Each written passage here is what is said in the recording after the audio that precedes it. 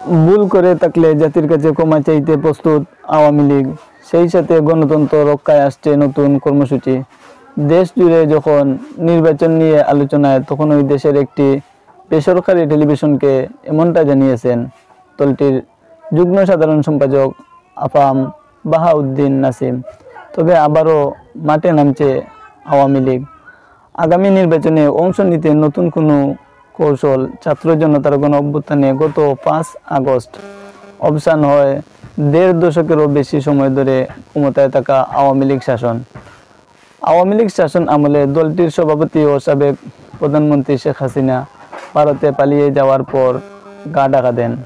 তাদের অধিকাংশ নেতাকর্মী সেই সাথে কারাগারে আছেন। তাদের অধিকাংশ নেতাকর্মী কারাগারে শাস্তি পাচ্ছেন। মন্ত্রী এমপি সহ বড় বড় নেতারা গণহত্যার দায়ে প্রধানমন্ত্রী শেখ হাসিনা সহ আওয়ামী লীগের শীর্ষ নেতাদের বিরুদ্ধে করা মামলার বিচার প্রক্রিয়া শুরু হয়েছে।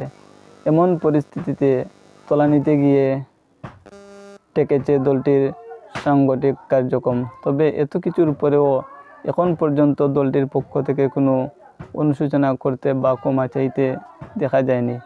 এর মধ্যে শেখ হাসিনার একদিন ফোন আলাপ পাশ হলে ও সেখানে গণহত্যার দায়ে তিনি কোনো ভুল স্বীকার করেননি। উল্টো নেতাকর্মীদের খেপিয়ে দিয়ে উস্কানিমূলক আলোচনা করতেই শোনা গেছে।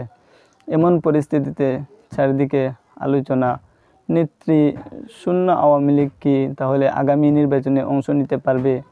রাজনীতির প্রশ্নে অনেকেই বলছেন দলটির ভূমিকার জন্য জাতির কাছে ক্ষমা চাওয়া উচিত।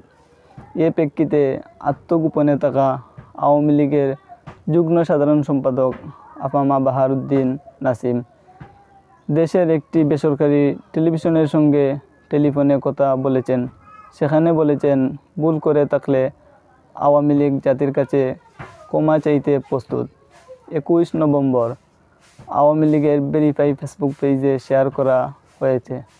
বাহাউদ্দিন নাসিম বলেন, প্রকৃতপক্ষে আমরা যদি ভুল করে থাকি অথবা অন্যায় করে থাকি, সেই অন্যায়ের জন্য জাতির কাছে ক্ষমা চাইতে আমাদের কোনো আপত্তি নেই। ক্ষমা চাইব না, এ ধরনের গুরামি আমাদের ভেতরে কাজ করে না। এই ধরনের দল, এই মানসিকতার দল আওয়ামী লীগ নয়। ওই সাক্ষাৎকারে সাধারণ মানুষ, খেটে খাওয়া মানুষের জীবনে যে নাভিশ্বাস উঠেছে, তা থেকে মানুষকে রক্ষার জন্য কর্মসূচি অচিরে নেওয়া হবে বলে জানান বাহাউদ্দিন নাসিম।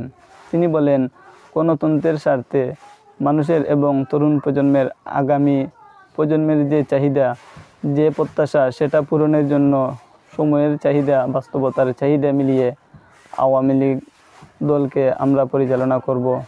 এদিকে নির্বাচনকে সামনে রেখে আওয়ামী লীগ এর এমন মনোভাব যদি ষড়যন্ত্র হয়, তবে তা গ্রহণ করবে না জনগণ বলে মনে করেন রাজনৈতিক বিশ্লেষকরা। অন্যদিকে স্বৈরাচারী আখ্যা পাওয়া আওয়ামী লীগকে প্রতিহত করতে কঠিন হুঁশিয়ারি দিয়ে রেখেছে বৈষম্য বিরোধী ছাত্র আন্দোলন।